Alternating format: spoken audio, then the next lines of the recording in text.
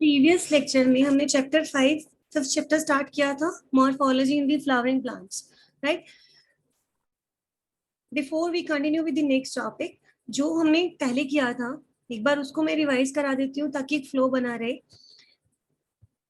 हमने chapter start किया था morphology in the flowering plant.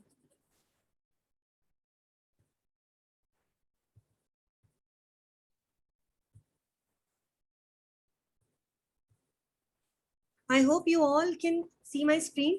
अगर किसी को स्क्रीन नहीं दिखाई दे रही है, please drop me a message. Morphology in the flowering plants, मैंने बताया था कि whenever we discuss about the flowering plants, it means we are discussing about the angiosperms. हम ब्रायोफाइट, स्टेरिडो, जिम्नो इसके बारे में डिस्कस नहीं कर रहे हैं क्योंकि आप किंगडम प्लांट ही पढ़ चुके हो। उनमें जो सबसे ज्यादा कॉम्प्लेक्स प्लांट्स हैं, हायर प्लांट्स हैं, दे आर एंजियोस्पर्म्स। उन्हीं एंजियोस्पर्म्स को हमारी कॉमन लैंग्वेज में क्या कहते हैं हम? Flowering plants. These are nothing but the angiosperms.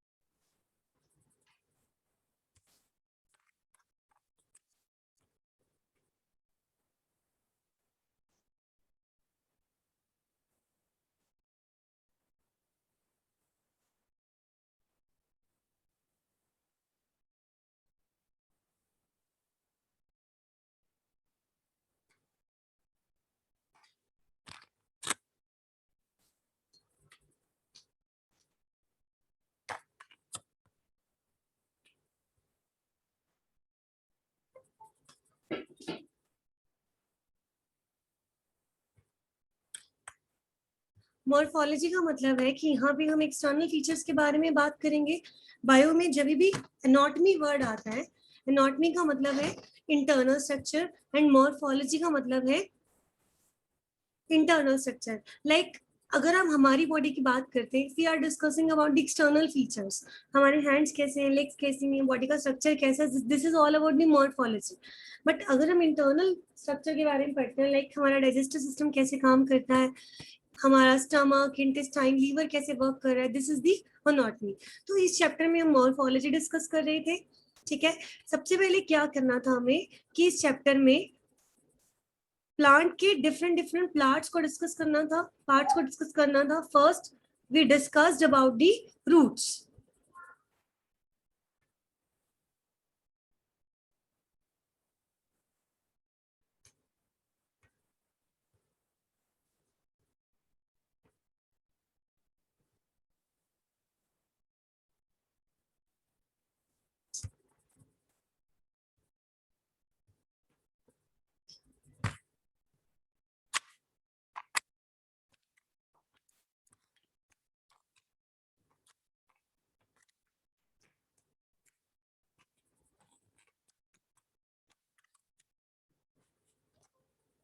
Roots को हमने डिस्कस किया था कि रूट्स में किसी भी प्लांट का जो अंडरग्राउंड पार्ट होता है, दैट इज दी रूट। जब हम सीड की सोइंग करते हैं, जब जमीन में हम बीज बोते हैं, उसे हम सीड की सोइंग करना कहते हैं। सीड के दो पार्ट्स होते हैं जो कि नेकेड आई से क्लियरली विजिबल नहीं होते, जैसे यहाँ दिखाया गया है।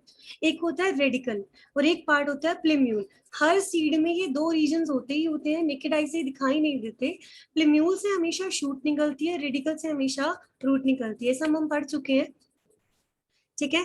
रेड रूट्स जो होंगे वो दो तरह की हैं, प्राइमरी, सेकेंडरी, आगे अलग अलग टाइप्स हैं इसके। बट नॉर्मली तीन टाइप के रूट सिस्टम होते हैं, tap root system, fibrous root system and adventitious root system. मतलब अर्थ पर जितने भी एंजियोस्पर्म प्लांट्स पाए जाते हैं, फ्लावरिंग प्लांट्स हैं, उनमें डिफरेंट डिफरेंट टाइप्स की रूट्स हैं। अगर आप किसी भी पौधे की जड़ बाहर निकाल के देखो तो सब में अलग अलग तरीके की है, tap root system, fibrous root system and adventitious root system. Practical में हम प्रैक्टिकल में ये है नहीं, बट हम ये करके जरूर देखते हैं क्लास में। जैसे ही क्लास आपकी लगेंगी हम प्लीज जरूर इसको किसी भी प्लांट की रूट्स को निकाल के दिखाऊंगी मैं आपको, फाइब्रस कैसी है, टैप कैसी है और एडवेंटिशियस रूट सिस्टम कैसा होता है। टैप रूट मैंने बताया था, एक नाम याद रखो, कैरेट, गाजर है, मूली है, शलगम है, these all are the tap root system. Tap root में क्या होता है, एक मेन रूट होती है, थिक होती है, और उसके साइड से बहुत सारी ब्रांचेस निकलती हैं, this is the tap root system.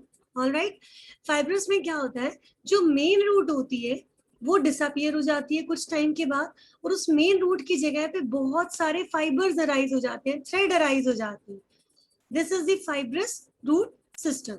और ये ग्रासेस में देखने को मिलता है, मैंने बताया था आपके घर के आसपास घास जरूर लगी होगी, किसी भी ग्रास की जड़ निकाल के देखना, that is example of the typical fibrous root system. Adventitious का मतलब होता है, जनरली जो रूट्स होती हैं बेटे वो रेडिकल से अराइज होती हैं, बट अगर रेडिकल के अलावा भी किसी हिस्से से रूट्स अराइज हो रही हो, those roots are known as the adventitious root system. Radical से होगी ही होगी, ये तो जरूरी है, मैंडेटरी है, कोई भी सीड जब बोते हैं हम, पौधा निकलता है तो रेडिकल से रूट निकलती है। रेडिकल के अलावा अदर पार्ट से भी जब रूट राइज होने लग जाए, this is the adventitious root system. बरगद के पेड़ में देखने को मिलती है, शुगर केन में दिखने को मिलती है, मैं इमेजेस दिखा चुकी हूँ, मैं फिर से दिखाऊंगी। रूट्स की जनरल फंक्शन क्या है, पढ़ लेना, न्यूट्रिएंट्स को अब्सॉर्ब करना, वाटर को अब्सॉर्ब करना, ग्रोथ हार्मोन्स को सिंथेसाइज करना। जब आप टिपिकल रूट के बारे में पढ़ते हो तो उसके जहां भी बेटा डाउट आए प्लीज मुझे मैसेज कर डाल देना, इसमें अभी बीच में बोल भी सकते हो, ठीक है। एक बार हमें इसको जहां तक हमने किया था वो दोबारा से रिकॉल करना है, फिर हम आगे पढ़ेंगे। टिपिकल रूट के 3 पार्ट्स हैं, रूट कैप, वैसे 4 रीजन्स बोलते हैं, एक्चुअली 3 होते हैं ये, root cap, meristematic zone, zone of elongation and zone of maturation. मैंने इनके मतलब बताए थे। रूट कैप नाम से पता लगता है, रूट के नीचे जो कैप होती है, ढक्कन की तरह एक स्ट्रक्चर होता है, this is the root cap. ये क्या करती है, देखो ये रूट है, रूट नीचे जमीन की तरफ ग्रो करेगी और शूट ऊपर की तरफ ग्रो करेगी। जब वो मिट्टी के अंदर नीचे नीचे ग्रो करेगी तो मिट्टी खोदने के लिए उसका ये रीजन टफ होना चाहिए, समझ रहे हो, हार्ड होना चाहिए। इसीलिए क्या है कि वो उसकी कैप होती है जो उसको नीचे नीचे ग्रो करने में मदद करती है। Meristematic zone, just root cap के ऊपर एक रीजन होता है मेरिस्टेमेटिक जोन। मेरिस्टेमेटिक वर्ड जहां पे भी आ जाए, इट इंडिकेट्स दो cells which keeps on dividing and redividing, मतलब ये वो हिस्सा है जहां सेल्स लगातार डिवाइड होती है, रुकती नहीं है।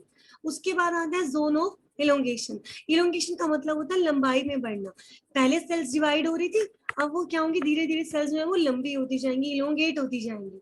फिर आता है जोन ऑफ मैचुरेशन, यहाँ पे आके सेल्स मैच्योर होती हैं, रूट हेयर अराइज होते हैं, ठीक है। आपने जड़ देखी है, टिपिकल जड़ कैसी दिखाई देती है, पौधे की जड़ निकाल के देखना। यहाँ पे क्या है, root cap, this is the meristematic zone. फिर आता है आपका इलोंगेशन जोन। मैचुरेशन जोन थोड़ा थिक होता है, यहाँ पे सेल्स मैच्योर हो चुकी होती है और यहाँ पे रूट हेयर निकले होते हैं।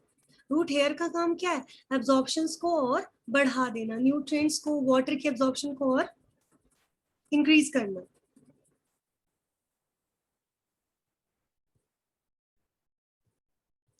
अब क्या ये रूट, नॉर्मल रूट कैसी है, रूट के कितने हिस्से हैं, अलग अलग प्लांट्स में कितने टाइप का रूट सिस्टम देखने को मिलता है, टैप रूट सिस्टम, फाइब्रस, एक एक एग्जांपल लर्न करो, माइंड में इमेज आ जाएगी।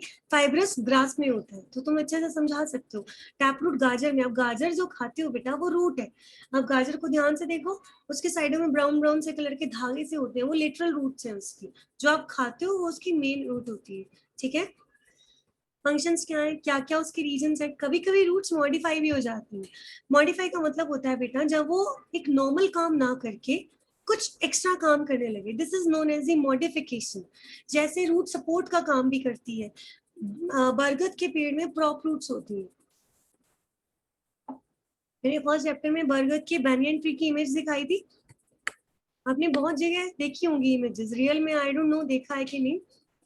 जैसे ये पेड़ है, ऊपर से रस्सियां सी लटक रही होती हैं, these are not the ropes, वो रस्सी नहीं है, वो रूट्स होती हैं जो उसके स्टेम से अराइज होती हैं, वो एक्चुअली उसको सपोर्ट करती हैं। गन्ना आसपास उगता है, गन्ना आप देख सकते हो, शुगर केन, इसमें स्टिल्ट रूट्स पाई जाती हैं, ठीक है। इसमें क्या है, ये नीचे जो रूट है वो तो है ही है बेटा, जो रेडिकल से अराइज हो रही है। कुछ रूट्स ये अलग से अराइज हो रही हैं जो इसको सपोर्ट देती हैं, these are the stilt roots. फिर आती है स्टोरेज। कई बार रूट मॉडिफाई होकर स्टोरेज का काम करती है। जहां पे भी रूट या शूट स्टोरेज का काम करेगी बेटा, वो स्वेल हो जाएगी, मोटी हो जाएगी। शकरकंदी है, गाजर है, शलगम है, these all are the storage roots. ठीक है, आप ये एग्जांपल ट्रिक लगा के लर्न कर सकते हो। सपोर्टिव में किसका एग्जांपल है? सुम्बा, S U sugar cane, M से मेज मक्का, बी ए से बैनियन ट्री बरगद का पेड़। ठीक है, तो इनमें सपोर्टिव रूट्स देखने को मिलती है। कभी कभी जो रूट्स हैं वो रेस्पिरेशन में भी मदद करती है। नॉर्मली जो रेस्पिरेशन का काम है that is done by the leaf, कभी कभी this is also done by the stem, but root भी रेस्पिरेशन में मदद करती है। मार्शी एरियाज में, मार्शी का मतलब होता है बेटा कीचड़, दलदल में जो वृक्ष उगते हैं, वो पौधे उगते हैं, वहां पे ऑक्सीजन की डेफिशिएंसी हो जाती है, तो वो अंडरग्राउंड रूट प्रॉपरली रिस्पायर नहीं कर सकती। रूट क्या है, वो बाहर आ जाती है जमीन से, जिसको हम क्या कहते हैं? न्यूमैटोफोर्स। ठीक है, एग्जाम्पल है इसका Rhizophora. This was all about the root. एक एक हिस्से को हमने डिस्कस करना था इसमें। कि रिवीजन है तो क्वाइट ऑब्वियस है कि हम फास्ट ही करेंगे इसको। रूट, आपको ये समझना है रूट है क्या, इसका इंट्रोडक्शन, ये कौन से पार्ट से अराइज होती है, रेडिकल से है, इसके फंक्शन क्या है, कितने टाइप के रूट सिस्टम है, टैप रूट सिस्टम है, फाइब्रस रूट सिस्टम है बेटा, और एक क्या है? Adventitious root system. ये हो गया। ये क्या है? टाइप्स। फंक्शन आपको पता ही है, एब्जॉर्प्शन करना, सपोर्ट देना, ये सब करना। ठीक है, उसके बाद हमने पढ़ा मॉडिफिकेशन कैसे हो जाती है। मॉडिफिकेशन से हमने पार्ट्स भी पढ़े थे पहले। मॉडिफिकेशन में क्या क्या था?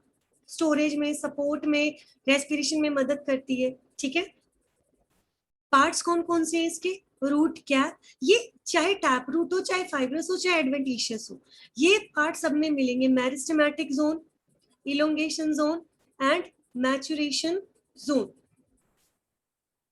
ठीक है, ये रूट के बारे में सब कुछ था। In similar way we will discuss about the stem. Stem क्या होती है? ये सीड के कौन से हिस्से से अराइज होती है? प्लेम्यूल से। हमने देखा होगा बीज बोते हो, कुछ वक्त के बाद वहां से पौधा निकल आता है, वो एक्चुअली पौधा बना। ठीक है, अब उसमें रूट भी आई है, शूट भी आई है, तो वो आई कौन से हिस्सों से? रेडिकल से रूट आती है, प्लेम्यूल से शूट आती है। नाउ द क्वेश्चन इज, पहले रूट आती है या शूट आती है? 99% केसेस में रूट ही पहले अराइज होती है, ताकि उसकी कहते हैं ना जड़ें मजबूत होंगी तभी वो पौधा ग्रो करेगा। बट इन्वायरमेंटल वेरिएशंस हो सकती हैं, एक्सेप्शंस हो सकते हैं, कभी कभी शूट पहले आ जाएगी, लेकिन 99 ऑब्वियस जो केस है वो यही है कि रूट पहले अराइज होती है। स्टेम प्लीम्यूल से अराइज होती है। स्टेम पौधे का वो हिस्सा है जो जमीन के ऊपर उगता है, सबको पता है। जो यंग स्टेम होती है, ग्रीन कलर की डेलिकेट सी होती है, उस पर लाइट लाइट ग्रीन कलर के पत्ते होते हैं। जो मेच्योर होती है वो ब्राउन हो जाएगी, थिक हो जाएगी, उसमें ब्रांचेस हैं, फ्रूट्स हैं और फ्लावर्स उगते हैं। ठीक है, असेंडिंग पार्ट है। असेंडिंग पार्ट समझते हो, ऊपर की ओर ग्रो करता है। रूट्स, शूट पे नोड्स होती हैं और इंटर नोड्स होती हैं। नोड्स का मतलब है, जैसे ये स्टेम है, ये नोड है, यहाँ से लीफ अराइज होगा या फ्लावर अराइज होगा, दिस इज नोड। यहाँ से लीफ अराइज होगा या फ्लावर अराइज होगा, दिस इज नोड। यहाँ से लीफ या फ्लावर अराइज होगा। ठीक है, ये हिस्सा जहाँ से लीफ या फ्लावर अराइज होता है, दिस इज द नोड। इनके बीच का जो डिस्टेंस है, this is the inter node. दो नोड्स के बीच के डिस्टेंस को क्या कहते हैं हम? Inter node. नोड वो हिस्सा है जहां से लीफ या फ्लावर जो है वो अराइज होता है। ठीक है, स्टेम के फंक्शन क्या है? रूट के बाद सारा कुछ जो है, न्यूट्रिएंट्स है, वाटर है, मिनरल्स, हार्मोन, सारे स्टेम में आएंगे। स्टेम से फिर वो लीफ में जाएंगे, फ्रूट्स में जाएंगे। ठीक है, सपोर्ट देती है, प्रोटेक्टिव है, प्रोपिगेशन में मदद करती है। प्रोपिगेशन समझते हो? प्रोपिगेट करना मतलब फैलना, किसी तरीके से उसको बढ़ाना। राइट, आप क्या कई पौधों में देखने को मिलता है, गुलाब में है ये,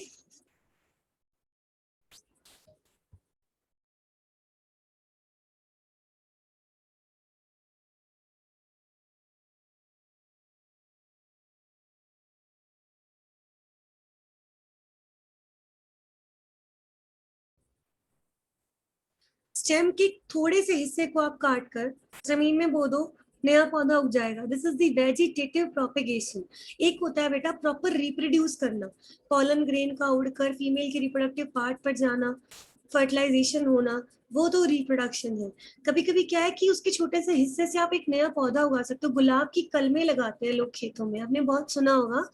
गुलाब की डंडी ले ली, उसका मनी प्लांट उगाते हैं। तो वो क्या है, वेजिटेटिव प्रोपेगेशन है बेटा। आप छोटा सा उसका हिस्सा स्टेम निकाल के पानी में रखते हो, मिट्टी में डालते हो, तो बहुत सारे पौधे उग जाते हैं। This is the vegetative propagation. और ये किसकी वजह से पॉसिबल हो पाता है? This is all because of the stem. फिर स्टेम भी मॉडिफाई होती है। अब रूट मॉडिफाई होती है तो स्टेम क्यों नहीं हो सकती मॉडिफाई? स्टेम मॉडिफाई होती है, वैसे तो ये डेफिनेट स्ट्रक्चर है, प्रॉपर इसका रोल है, बट मॉडिफिकेशन इसके अलग अलग तरीके से है। मैं बीच में एक बार लेक्चर इंटरप्ट कर रही हूँ बेटा। ये जितना भी मैंने आपको लिख के दिया है हिंदी में इंग्लिश में, आप इसके प्रॉपर नोट्स बनाओ, नहीं बना सकते हो प्रिंट आउट लो, बुक में से पढ़ो। बट जितना भी ये पोर्शन यहाँ लिखा गया है प्रीवियस पेपर्स में, इसमें से जरूर क्वेश्चन आ चुके हैं और आगे आने के भी चांसेस है। So please don't take it lightly. जैसे जैसे हम आगे आगे बढ़ते जाएंगे, अंडरस्टैंडिंग वाला पोर्शन बढ़ता जाएगा, रट्टे वाला कम है। फर्स्ट यूनिट में there were so many examples जो आपको बाय हार्ट लर्न करने थे, बट अभी आपकी अंडरस्टैंडिंग बहुत ज्यादा स्ट्रांग होनी चाहिए। अगर आप बीच में कोई भी टॉपिक नहीं समझते हो तो अगला समझ में नहीं आएगा। इसीलिए मैं आज का एक लेक्चर फिर से रिवाइज करने पे लगा रही हूँ, अदरवाइज इसकी कोई नीड नहीं थी। बहुत इजी है ये सब कुछ। जैसे रूट मॉडिफाई हो जाती है, रट्टा नहीं लगाओ, एक नॉर्मल स्ट्रक्चर मॉडिफाई हो गया, बदल गया और एक नया काम कर रहा है, this is the modification. Root storage भी कर रही थी, सपोर्ट भी कर रही थी, रेस्पायर भी कर रही थी, तो स्टेम क्यों नहीं कर सकती? स्टेम भी क्या करती है? आपने पौधे में कांटे देखे हैं, थॉर्न्स होते हैं, ठीक है, कांटे उगते हैं जो, वो स्टेम की मॉडिफिकेशन होती है। कभी सोचा है कांटा कहाँ से आया? वो स्टेम ही है जो मॉडिफाई हो गई। बेलों के ऊपर आपने ऐसे स्प्रिंग जैसे स्ट्रक्चर देखे होंगे जो उसको क्लाइम करने में मदद कर रहे हैं, दीज आर दी टेंड्रिल। ये कहाँ से आए? स्टेम से आए। अंडरग्राउंड स्टेम, कभी कभी जो स्टेम है वो अंडरग्राउंड हो जाती है। देखो वैसे स्टेम अंडरग्राउंड नहीं है, अंडर द ग्राउंड रूट होती है हमेशा, ये अबव द ग्राउंड होती है, जमीन के ऊपर होती है। इसका एग्जाम्पल है पीजीटी जूक कैम। ये बहुत बार प्रीवियस नीट एग्जाम से पूछा जा चुका है कि कौन सा अंडरग्राउंड स्टेम है। पी से पोटैटो, जी से जिंजर अदरक, टी से टर्मेरिक हल्दी, जू से जिमीकंद, याद रख लेना, कॉर्म होते हैं उसके अंदर, जिमीकंद आता है ना, बड़ा सा ऐसी रेड सब्जी की दुकानों में देखना, पत्थर जैसा ब्राउन से कलर का होता है, इसकी सब्जी बनती है। कैम, कैम से याद रख लेना कोलोकेसिया अरबी। ये सब अंडरग्राउंड स्टेम है। Do not get confuse between the storage roots and underground stem. गाजर एक रूट है, मूली रूट है, शलगम रूट है, शकरकंदी भी एक रूट है, ठीक है, बट ये स्टेम है। तो ये कंफ्यूजन ना हो जाए इसलिए ट्रिक्स लगा के लर्न कर सकते हो। पेरिनेशन, ये क्या करते हैं? पेरिनेशन का मतलब होता है कभी कभी क्या होते हैं, जैसे हमारा जीना मुश्किल हो जाता है, कभी कभी सिचुएशंस इतनी वर्स हो जाती है, जैसे कोविड में हो चुकी है, पेंडेमिक में हो चुकी है। अब पौधा जमीन में उगता है, पानी में उगता है, तो कभी कभी क्या इन्वायरमेंटल वेरिएशंस बड़ी खराब हो जाती है, वो सर्वाइव नहीं कर पाते। तो उसमें क्या होता है कि पत्ते झड़ जाएंगे, फल गिर जाएगा, सिर्फ स्टेम खड़ी रहेंगी। जब नया मौसम, अच्छा मौसम आएगा, फिर वो दोबारा से बना पाएगा, नया पौधा उग जाएगा। तो स्टेम मदद करती है एडवर्स कंडीशंस को ओवरकम करने में। This is the perennation. ये टर्म बहुत बार पूछी जा चुकी है, what do you mean by perennation? Perennation का मतलब होता है एडवर्स कंडीशन में सरवाइव करना, ठीक है। टेंड्रिल्स, टेंड्रिल्स अब वो थॉर्न्स होते हैं, कांटे होते हैं, बेलों में टेंड्रिल्स होते हैं, these are all the modification of the stem. तो इस तरीके से आप बहुत अच्छे से इसको पढ़ सकते हो। कभी कभी स्टेम फोटोसिंथेसिस भी करती है। वैसे फोटोसिंथेसिस कौन करता है? पत्ते करते हैं, लीफ करते हैं। और पंछिया में, यूफोरिया के अंदर जो स्टेम है उसे फोटोसिंथेसिस भी करना पड़ता है क्योंकि वहां बहुत ड्राई कंडीशंस होती है, लीफ नहीं कर पाती, ठीक है। अब ये देखो मैंने यहाँ शॉर्ट में लिखा था, स्टोरेज में पीजीटी जेड-सी एग्जांपल है, पोटैटो, जिंजर, टर्मरिक, जिमीकंद एंड कोलोकेशिया। पेरिनेशन में हार्श कंडीशंस में पौधे में सर्वाइव करने में मदद करते हैं। टेंड्रिल, अंगूर की बेल, ग्रेप वाइन, वाइन का मतलब होता है हिंदी में बेल, अंगूर की बेल को इंग्लिश में कहते हैं ग्रेप वाइन, ठीक है। हॉर्न्स, कांटे, सिट्रस फ्रूट्स, बोगनवेलिया, इनमें कांटे देखने को मिलते हैं ना, that is modification of the stem, ठीक है। फोटोसिंथेसिस, ओपेनशिया और यूफोरिया में, मैं फिर से बता रही हूँ प्रीवियस पेपर्स में यहाँ से क्वेश्चंस आ चुके हैं एग्जाम्पल बेस्ड, प्लीज इसको लाइटली मत लेना, अच्छे से पढ़ लेना इसे। स्ट्रॉबेरी और ग्रासेस के अंदर जो स्टेम है वो अंडर द ग्राउंड फैलती जाती है, this is known as the runner. मैंने आपको बताया था कभी आपने देखा है माली को घास लगाते देखा है? वो क्या करता है, कुछ कुछ दूरी पे घास लगाता है। क्यों कहते हैं कि घास का क्या है, ये तो फिर उग जाएगी, अगर पशु घास चर जाएंगे थोड़ी देर में घास फिर उग जाएगी। उसका साइंटिफिक रीजन है बेटा, ये मान लो ग्राउंड है, यहाँ माली ने ग्रास लगाई, फिर यहाँ लगाएगा, फिर यहाँ लगा दी, यहाँ लगा, पानी दिया, सनलाइट मिली, कुछ टाइम में आप देखोगे ग्रास पूरे ग्राउंड में फैल जाती है। क्यों? इसमें रनर्स होते हैं, स्टेम थोड़ा सा मॉडिफाई होती है, नीचे से उग जाती है और एक नई ग्रास उग जाती है, फिर यहाँ से जाएगी, फिर एक नई ग्रास उग जाएगी, फिर ऐसे इसमें एक रनर पाया जाता है। ये जो नीचे को स्टेम मूव कर रही है, दिस इज द रनर। ये स्ट्रॉबेरी में देखने को मिलता है बेटा, और किस में देखने को मिलता है, ये ग्रासेस के अंदर। मैं आपको एक वीडियो दिखाऊंगी, things will be very clear in your mind after watching that video. हम पहले देख चुके हैं, हम फिर से देखेंगे इसको, ठीक है। मिंट में, जैस्मिन में, पुदीने में क्या होता है, ये क्वेश्चंस बहुत बार आते हैं। रनर्स क्या होते हैं? रनर साधारण लैंग्वेज में इसको समझो, रनर वो स्टेम का वो पार्ट है जो अंडर द ग्राउंड रन करती है और फिर थोड़ी दूरी पे एक नया प्लांट बना देती है, जिसकी वजह से ग्रासेस बहुत जल्दी फैलती है। क्वेश्चंस घुमा के पूछे जाते हैं कि ग्रासेस की इतनी ज्यादा फैलने की कैपेसिटी क्यों है? Because of the runner. Runner क्या है? एक स्टेम है, मॉडिफाइड स्टेम है, ठीक है। पुदीने में, जास्मिन में क्या होता है, ये पौधा है, मेन ब्रांच है, इससे एक लेटरल ब्रांच निकलती है, ऊपर जाती है, फिर नीचे की ओर जमीन में आ जाती है। This is known as the stolon. इसको हम स्टोलन कहते हैं। क्या आप डिफरेंस बता सकते हो रनर और स्टोलन में? रनर जमीन के नीचे नीचे ही रहता है, स्टोलन क्या करता है, पहले ऊपर आता है फिर नीचे की ओर चला जाता है, this is the stolon. Pistia में, आइशोर्निया के अंदर, इसको ये आइकॉर्निया भी बोलते हैं, आइशोर्निया भी बोलते हैं, कैसे भी प्रोनाउंस कर सकते हो। ये वाटर लिली है बेटा, पानी में उगने वाला पौधा है। इसके पीछे एक इंटरेस्टिंग स्टोरी है, 12th में आएगी, नीट का बड़ा इंपॉर्टेंट क्वेश्चन है ये। आइकॉर्निया, कॉपी पेन है तो साथ साथ लिख लेना। इसको टेरर ऑफ बंगाल कहते हैं। टेरर ऑफ बंगाल का मतलब है, टेरर होता है खौफ, बंगाल में इसकी वजह से खौफ फैल गया था, क्योंकि इसमें ऑफसेट होते हैं बेटा। ऑफसेट का मतलब होता है कि, ऑफसेट लिखा है, offset is a small complete daughter plant that has been naturally, that has been produced naturally and asexually from the mother plant। मतलब एक पौधे के जैसा फटाफट सेम पौधा क्लोन्स बनते जाते हैं, ठीक है। जैसे मैं आपको बताती हूँ, आइकॉर्निया को टेरर ऑफ बंगाल कहते हैं, इसके पीछे एक स्टोरी है, ये 12th का बड़ा इंपॉर्टेंट क्वेश्चन है। टेरर ऑफ बंगाल इसलिए कहते हैं कि बंगाल की झील में क्या किया था, लोगों ने आइकॉर्निया लाके लगा दी, ठीक है, कहीं बाहर से लेकर आए थे इसको और लगा दिया, रियल स्टोरी है ये। ये सुंदर लगता है, इसके बहुत सुंदर सुंदर फ्लावर्स होते हैं। मैं आज इमेज शेयर करूंगी ग्रुप में, अगर मैं भूल जाऊं तो प्लीज मुझे याद करा देना। इसकी फैलने की कैपेसिटी बहुत ज्यादा थी, लगा तो दिया सुंदरता के लिए बंगाल की लेक्स के अंदर। कुछ वक्त बाद क्या हुआ, एक कॉर्निया बहुत स्पीड से फैलने लगा, इतना फैलने लगा कि इसने उस पानी की सारी ऑक्सीजन को कंज्यूम कर लिया, जिसकी वजह से वहां के एक्वेटिक एनिमल्स मरने लग गए। तो एक खौफ फैल गया, that is why this is known as the terror of Bengal. पानी में उगता है ये मेन स्टेम है बेटा, ठीक है। आइकॉर्निया की थोड़ी थिक होती है, फिर ये इसकी लेटरल ब्रांच है, लेटरल ब्रांच पे एक फ्लावर उगा हुआ है। क्या होता है, इस नोड से, नोड समझते हो ना, नोड से, एक नोड से सेम टू सेम एक नया प्लांट उग जाता है, फिर ऐसे। तो ये बहुत स्पीड से फैलता है, this is just like the runner. लेकिन रनर जो है वो टेरिस्ट्री, ध्यान रखना बेटा, रनर, स्टॉलन, ऑफसेट, ये दोनों जो है ना बेटा वो सेम है।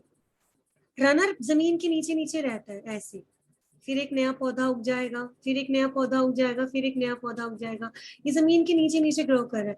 ऑफसेट का है कि वाटर में होता है, बस है दोनों सेम। स्टॉलन अलग है बेटा, ये मेन ब्रांच है, इससे निकल के ये ऊपर जाता है, फिर ये नीचे आता है, दिस इज द स्टॉलन। एक बार नोट्स में से जरूर पढ़ लेना, बुक को तो बिल्कुल छोड़ने नहीं है, बुक से रीड जरूर लेनी है, ठीक है। फिर आते हैं सकर्स। पाइनएप्पल और बनानास में सकर्स देखने को मिलते हैं। इनमें क्या होता है, रूट स्प्राउट्स होते हैं, मेन ब्रांच से लेटरल ब्रांच राइज हो जाती है, नीचे की ओर उगती है और ऊपर चली जाती है। कई बार आपको इमेज बनी हुई आ जाएगी, एक ऐसी इमेज आ गई, आप फटाफट पहचान जाना, दिस इज द स्टॉलन। एक ऐसी इमेज आ गई, दिस इज दी सकर, जो रूट स्प्राउट है, रूट से निकल के फिर एक नया पौधा बन गया, जैसे ये किसमें बनाना और पाइनएप्पल में देखने को मिलता है। तो अगर आपसे कोई पूछता है हवा में कौन कौन सी मॉडिफिकेशंस हो रही हैं, टेंड्रिल्स, फाइलोक्लेट्स, थॉर्न्स, बल्बिल्स, ये सब कुछ सब एरियल मॉडिफिकेशन, रनर जो ना पानी में है, ना जमीन में है, ना हवा में है, इंटरमीडिएट सी है, और अंडरग्राउंड कौन सी है, ये सारी। तो ये 3 तरीके से पढ़ लेना आप। स्टेम लिख लो बेटा, ये एरियल मॉडिफिकेशन है, हवा में होती है ऊपर की ओर, ये सब एरियल है जो जमीन में भी है और हवा में भी है, मिक्स है ये। और जो बिल्कुल अंडर द ग्राउंड है, these are the underground modification. एक बार मैं आपको एक वीडियो दिखा देती हूँ, कोई जल्दी नहीं है, हम संडे को भी क्लास लगा सकते हैं, अगर हमें सिलेबस में कोई इशू आता है तो। वैसे मैं आने नहीं दूंगी, कोई दिक्कत नहीं है, लेकिन पॉइंट ये है कि जितना किया जाए उतना अच्छे से लर्न होना चाहिए, ठीक है। मैं थोड़ा फॉरवर्ड कर दूं बेटा, रूट वाला तो पोर्शन इजी आप समझ चुके हो।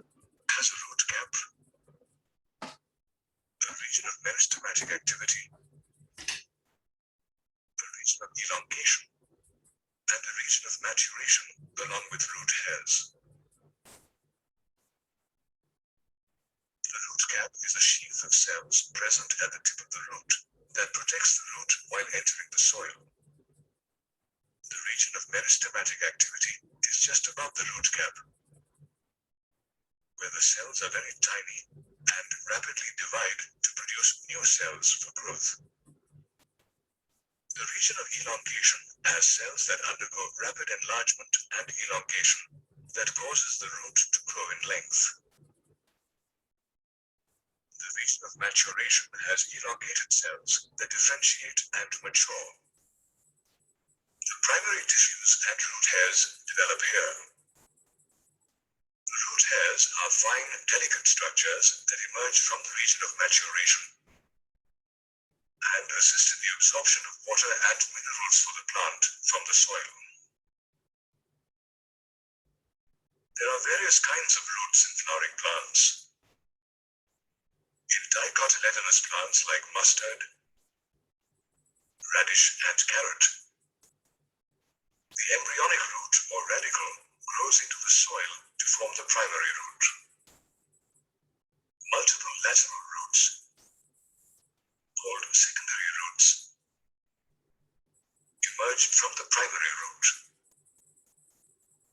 These secondary roots further branch into tertiary roots. The primary root, along with its branches, forms the taproot system. In monocotyledonous plants like wheat and coconut, the primary root is short-lived and is replaced by a network of many large and small roots originating from the base of the stem. This network of roots forms the fibrous root system.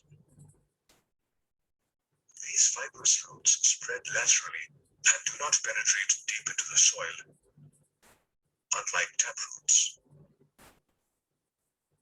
There are some plants like monstera and grass, which have roots that do not arise from the radicle. The roots emerge from various other parts of the plant, like the stem or the leaf. These roots are known as adventitious roots. Some roots also modify themselves to perform specific functions for the plant. For example, the adventitious root in a sweet potato swells up and stores food for the plant. Similarly, in banyan trees, the modified adventitious roots, also known as prop roots, help support the tree. In plants like sugarcane and maize, the roots emerge from the lower node of the stem to support the plant. These roots are called stilt roots. Roots also modify themselves to help get oxygen for respiration. Such roots are called pneumatophores and are seen in plants like Chrysophora that grow in swampy areas. Therefore, the root system forms an important part of a flowering plant. A stem is a plant organ that develops from the plumule of a germinating seed. It is the main axis or stalk of a plant. It is usually green in color when young and slowly turns brown. The stem bears branches, leaves, buds, flowers, and fruits. The buds growing on the stem can be either axillary or terminal. A stem usually has many nodes and internodes. A node is a region from where leaves, flowers, branches, or cones emerge, while an internode is the portion between two nodes. As the stem grows, many lateral buds emerge, which grow into lateral branches. These branches further develop other lateral shoots called twigs or branchlets. Now, let's learn about the functions of a stem. The stem, along with its branches, hold the leaves, buds, flowers, and fruits. It transports water, minerals, and photosynthetics between the roots and the shoots. Apart from these functions, the stems of many plants get modified to perform functions like storing food, providing support, protection, and aiding vegetative propagation.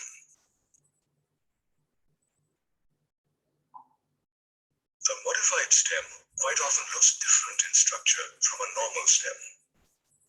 Underground stems of some plants like potato, turmeric, ginger, and colocasia are modified for storing food. Moreover, stems modified to store food help the plant to tide over unfavorable conditions of growth. In some plants like watermelon and grape, slender and spirally coiled stem tendrils emerge from axillary buds. The stem tendrils are modified stems that help the plant to climb. टेंडल्स देख रहे हो इसमें ये grep wine दिखाई है और ये watermelon की वाइन है, ठीक है, क्योंकि वाटरमेलन पे बेल पे उगता है. ये वाइन्स जो ये टेंडल्स होते हैं जो पे these are spring like structures जो इसको क्लाइंब करने में, सपोर्ट लेने में हेल्प करते हैं. बोगनवेलिया ये घरों में आसपास लगा होता है, देखना बहुत कांटे होते हैं और इस तरह का गुच्छा होता है फ्लावर्स का. वाइट कलर के भी होते हैं और जनरली ये पिंकिश रेड पिंकिश से कलर के होते हैं. तो ये जो थॉर्न्स होते हैं, कांटे होते हैं, these are the modification of the stem. The stem get modified into straight and pointed thorns, which protect the plant from pasturing animals. Plants like bougainvillea, lemon, and orange are typical examples where the axillary buds get modified into thorns.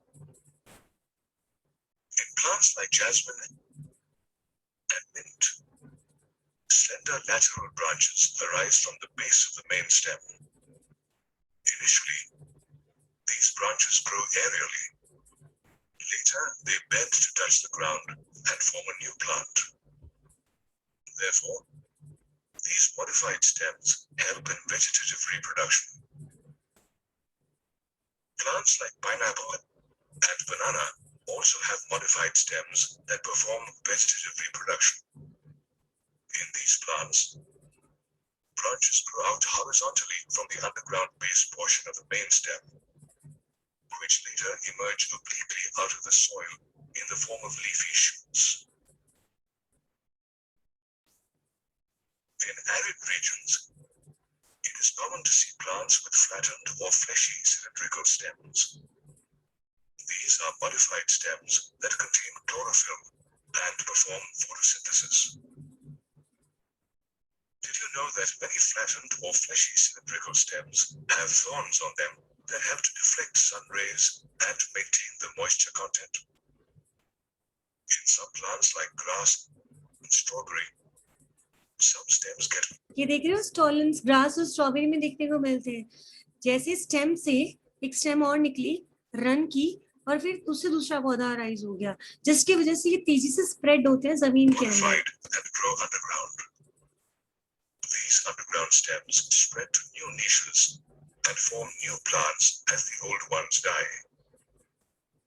Certain aquatic plants like Pistia and Econia also have modified stems with short internodes. The nodes of these plants have clusters of leaves and small bunches of hair-like roots, which help the plant to stay afloat. The stem, therefore, is one of the main structural axes of a plant, apart from the root. In most plants, the stem grows above the soil surface, but in a few of them, it grows underground. A leaf is a plant organ that exists above the ground and is specialized to carry out the process of photosynthesis. Leaves develop at the node of a stem and generally have a flat and lateral structure. Moreover, they are arranged in an acropetal order. In other words, they develop in succession from the base to the apex of a stem or a branch. Leaves originate from shoot-apical meristems and bear buds in their axil. These axillary buds later grow into branches. The meristem found at the tip of a shoot is known as shoot-apical meristem. A typical leaf has three main parts: leaf base, petiole, and lamina. The leaf is attached to the stem by the leaf base and may bear two lateral, small leaf-like structures called stipules. In some leguminous plants, the base of the leaf may get swollen, which is known as bulbinus. The petiole helps the leaf to tilt in the direction of light. Leaf का मैंने आपको बताया था, ये वाला जो expanded part होता है, दिस इज द लेमिना. ये जो बीच में डंडी सी दिखाई दे रहा है, this is the petiole. Petiole का काम क्या होता है बेटा? जिसकी वजह से जो लीफ है वो फ्रीली एयर में मूव कर सके. कल हम लीफ का करके उसके बाद इस चैप्टर को आगे कंटिन्यू करेंगे.